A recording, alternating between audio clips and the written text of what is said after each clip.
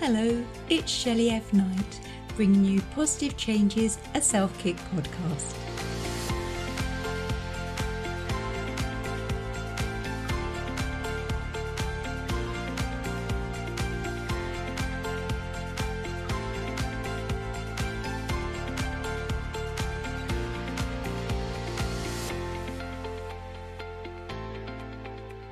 Hello there, so I'm joined by Tosh Brittan, and Tosh is a qualified mindfulness coach, a Reiki master teacher, and a spiritual colour healer. She works with individuals helping, supporting and reconnecting back to themselves through life shocks and challenges. She speaks publicly and runs workshops and courses, retreats, everything, all through companies, schools and charities. Tosh is a successful blogger, podcaster, an inspirational speaker, and we're blessed to have her here today. So good morning, Tosh. Hello, Shelley. Thank you so much for having me on your lovely podcast. Bless you. You've got quite a background. That's amazing. I'm loving all the spirituality. Oh. Woman after my own heart. Yeah, I'm fully there. I'm fully signed up. Happily so. So you've got mindfulness, you've got the Reiki, you've got spiritual colour healing, all beautiful spiritual practices. But what was the positive change that began this spiritual journey that you're on? I think the change was, it had kind of been rumbling on for a few years, and I realised that as I was beginning to sort of my relationship, my marriage started breaking down, I realized I needed to look after myself. And, you know, rather than turning to medicine personally for me, I just decided to really start meditating, to just being more aware of my body, noticing how I felt when I was around people, noticing how I felt when I was in situations. I started sort of noticing the words I used, and these all kind of led me to this place where when we got a divorce, everybody was like, oh my goodness me, these two, it's going to be an almighty fight, run for the hills and button down the hatches. And I remember sort of standing there, and these friends of mine, really well-meaning, lovely people, were saying to me, listen, Tosh, you've got to go out and get some, you know, you've got to get the pension, you've got to get this, and you've got to get all of that. And I just felt so sick in my stomach. And it wasn't about the fact that we had very little money left because our company pretty much hit the wall at the same time, although it wasn't connected to the divorce. It wasn't about the money. It was actually about the thought of fighting and having a battle and having a war. And I really just noticed this like rock form in my stomach and in my body, and it felt so wrong. And I just decided, I had that light bulb moment that I wasn't going to give everybody what they thought was going to happen. And I was going to do something differently.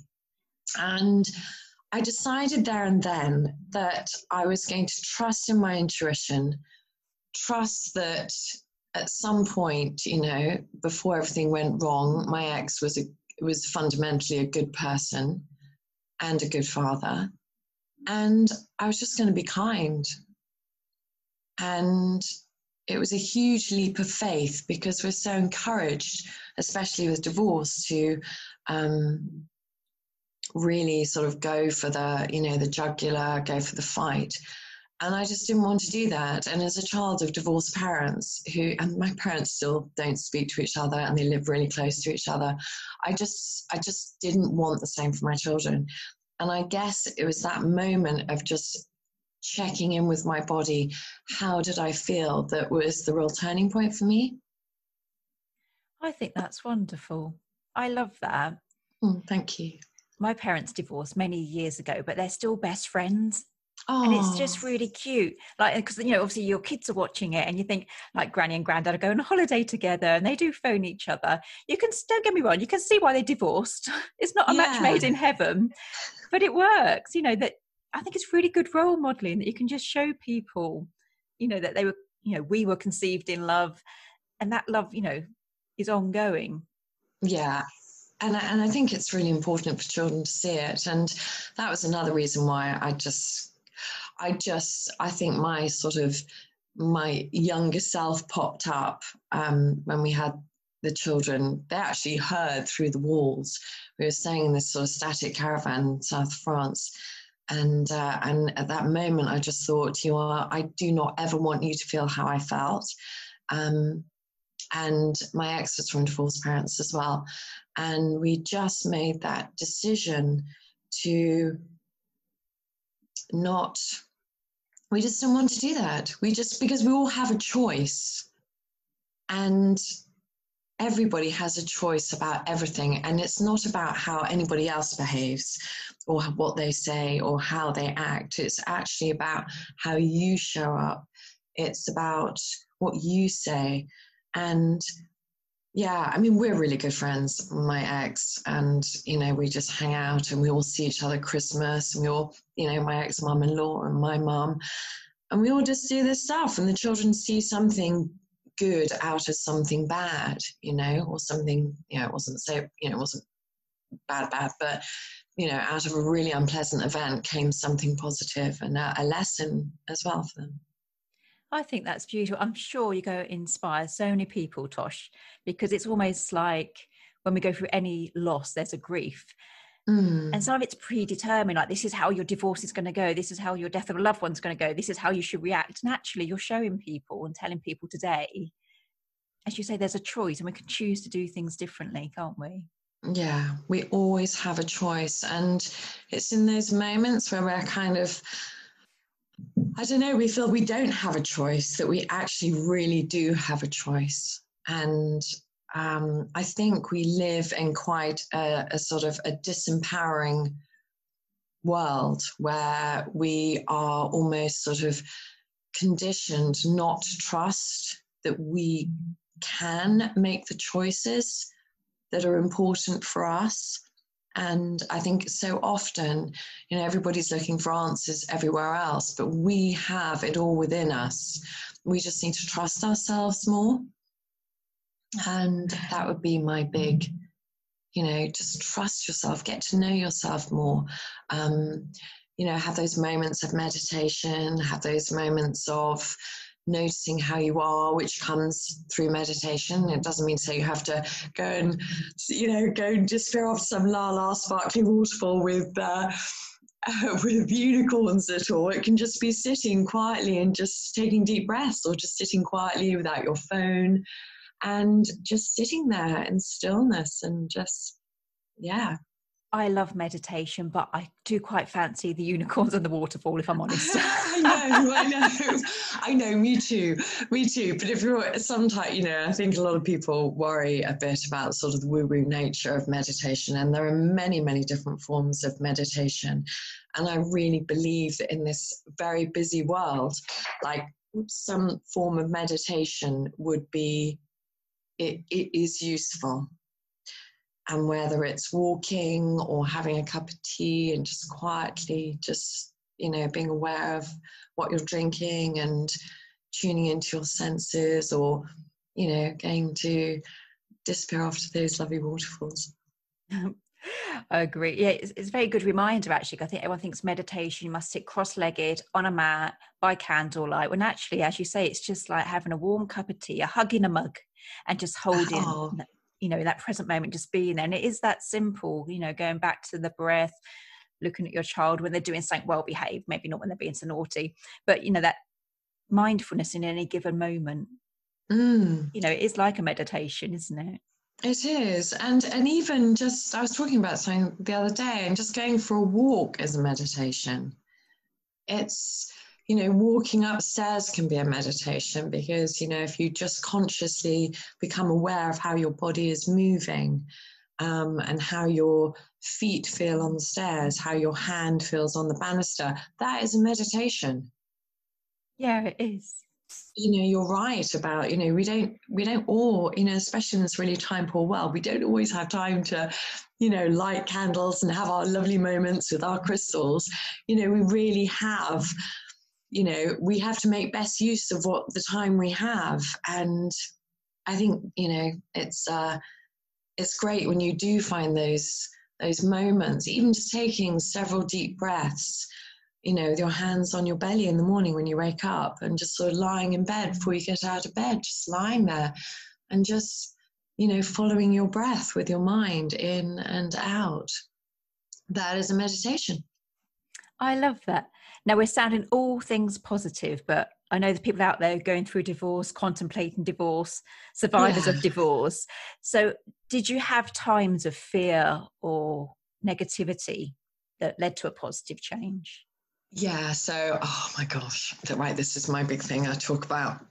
So one day I dropped my children off at school, and I came back, and we'd been living overseas, and I was sort of trying to work out, how to make some money and work and balance it all. And I was halfway through making a cup of tea, and I just suddenly started crying. And I just sort of sank to my knees and sort of sat on my kitchen floor, and then sort of walked into my downstairs loo to get some Euros to blow my nose. And I just closed the door, and my dogs were looking at me going, hey, what's going on here? And I spent the next 6 hours in my downstairs toilet, just sitting on the floor and just crying and just crying and crying, and I couldn't stop. And I thought I was I could handle whatever was going on. But what I've been doing is I've just been holding on to everything, the grief, the sadness, and the pain and heartbreak. And I just cried and cried and cried, and I just let it all out. And I walked out of that room, and I realized that I needed to really start looking after myself. And it's that whole oxygen mask. And it was really weird. I just went upstairs, and I realized I needed to go and pick my children up from school. And I just sat on the floor, and I just sat very quietly. And I didn't know really why I was doing it. I had if you love your crystals, I had this lovely pink rosy quartz crystal, which is about love and gentleness. And I just held it, and I just sat there for about half an hour. And I just had a little chat with myself, I guess, very quietly. And I made a decision that every day I would do something that would nurture myself, and that I just had to take every day at a time, because I had people saying to me, what are you going to do? You haven't got a pension, you haven't got this, you haven't got that. And I just didn't know what to do. And my mind was so crazy with fear and thoughts and ruminations. And, it was just exhausting me. This sort of endless, I call them the divorce mind monkeys. And I just thought, I just need to start looking after myself if I'm going to get through this, and to take one day at a time. And just to know that if you got through that day and you put good food on the table for yourself and for your children, that you were a good person.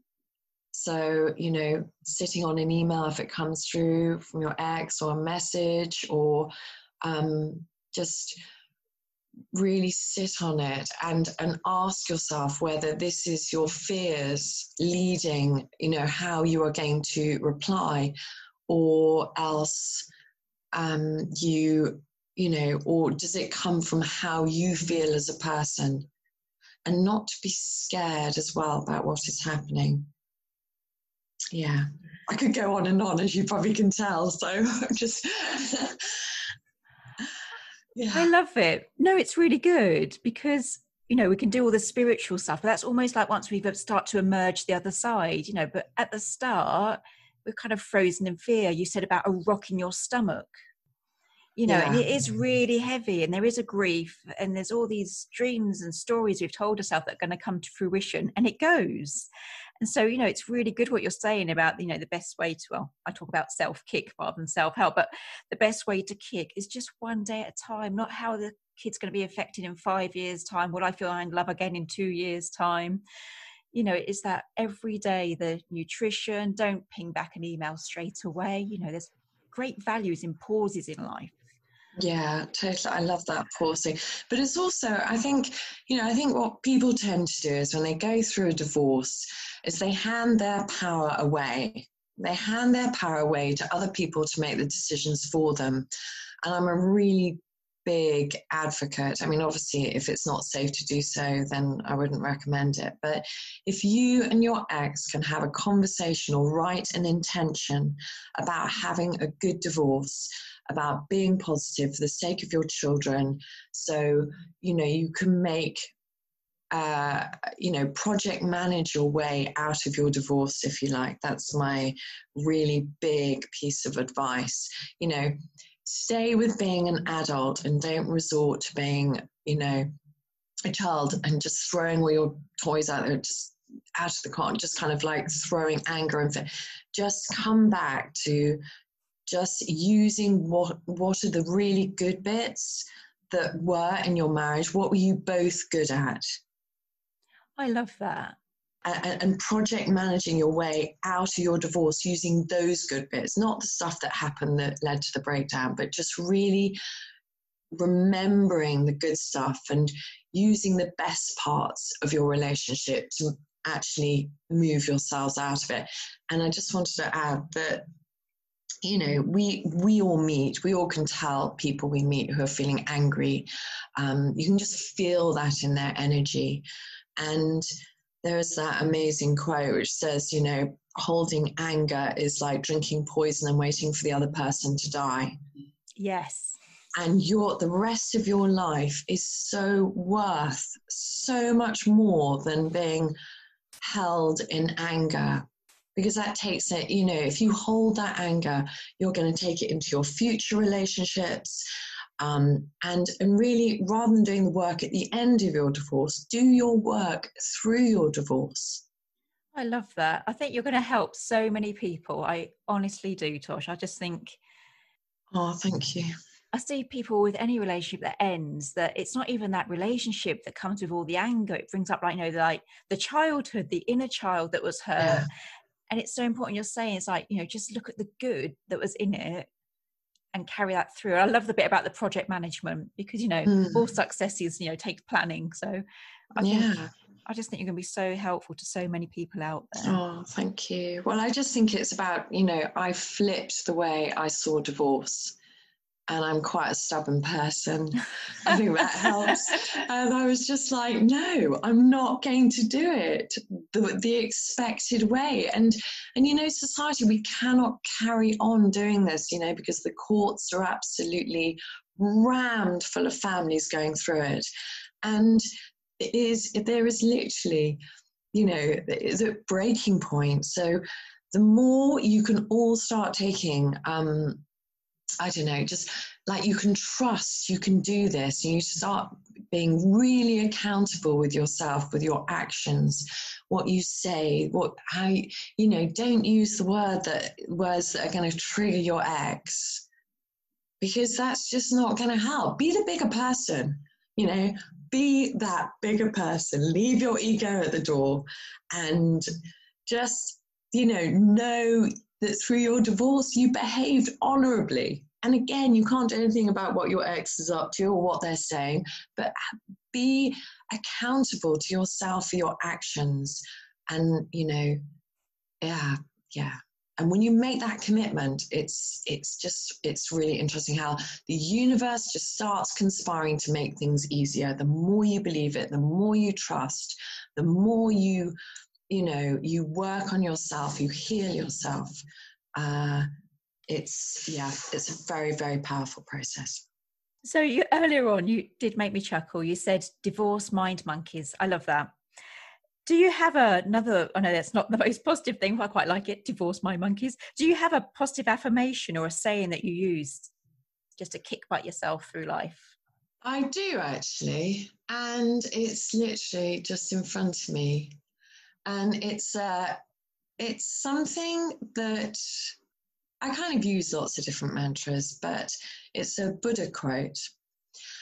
And I used to use it, and I still use it now, but when my ex and I would just literally look at ourselves, and, you know, it took 7 years for our family house to sell, and we still couldn't get, you know, and the weirdest thing was our divorce and our family house was sold in the same week after 7 years. I mean, you can't make that up. You couldn't plan to do that.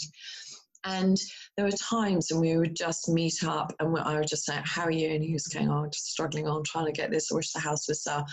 And I was just like, we've got to laugh. And this wonderful quote, when you realize how perfect everything is, you will tilt your head back and laugh. You laugh at the sky, just laugh at it. Because when we try to control everything, it's almost like we're blocking stuff.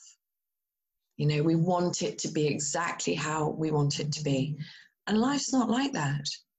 And the more we can let go of how we want things to be and accept and just go with it and be open to it, the easier it becomes.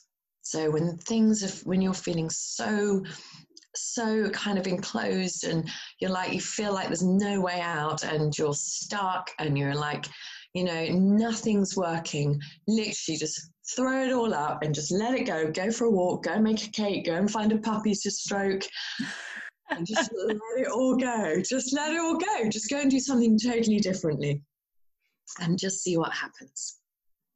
They're great. I love that. I've got a dog, actually. It's very annoying at the moment. So if you want the dog for petting anyone out there, please do get in touch. Get a dog, they said. It'll be fun. It's not. I've got a 5-month puppy. So I did say to her before she came into in our house, I always call them house elves if we have a dog. And I was like, you're going to be a good house elf. You're going to let me work and you're going to be able to sit at my feet. And do you know what? She's just such a little sweetheart. Oh, mine bites my feet, Tosh. Oh, I love that. Yeah, just nibbles away, slowly, one bone at a time. So you've given us some tools already, but do you have a tool or technique that you could share with the listeners, like breath work or anything? Okay, so I do have one actually. It's a really useful tip if you're going to go into a meeting, if you're feeling overwhelmed, and like anything, you have to practice it, and then you kind of sort of lodge it in your mind as a positive go-to. So it's called 2 steps, 1 breath. And you could use this if you're in a queue as well, before hopefully you don't go to court, but when you go into meetings, anywhere, and you can share it with your children as well before they go on stage, before they're going to a penalty shootout, a football match. And basically what you do is you push your feet. So the 2 steps, you push your feet, or I tell children to stamp if they want to, into the ground. So you ground yourself, and then you take a breath and you breathe in through your nose.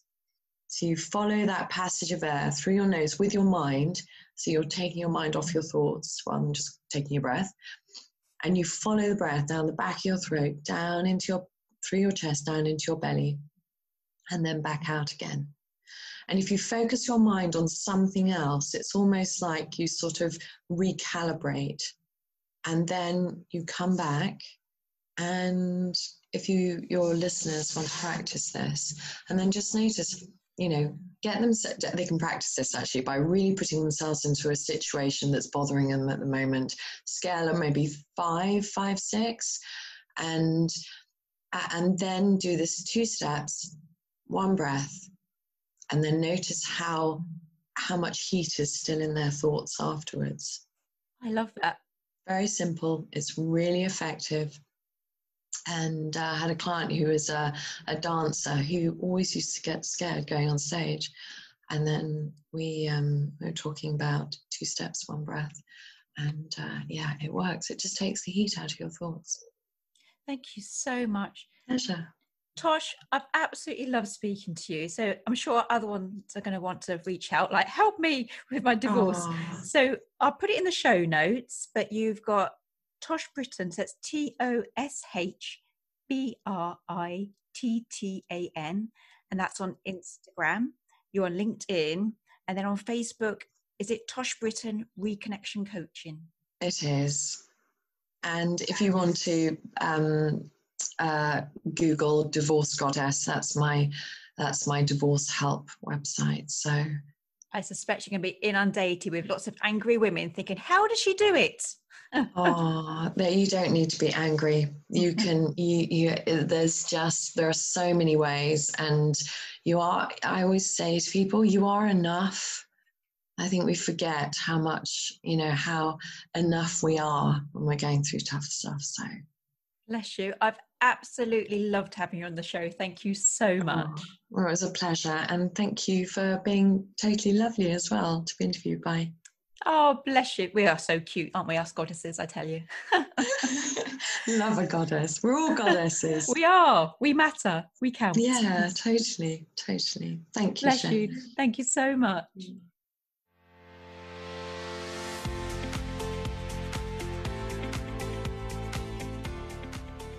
If you found this podcast interesting, please leave us a review on Apple Podcast Store or wherever you have listened to this episode. Don't forget to make sure that you've subscribed to the podcast so that you don't miss out on any future episodes.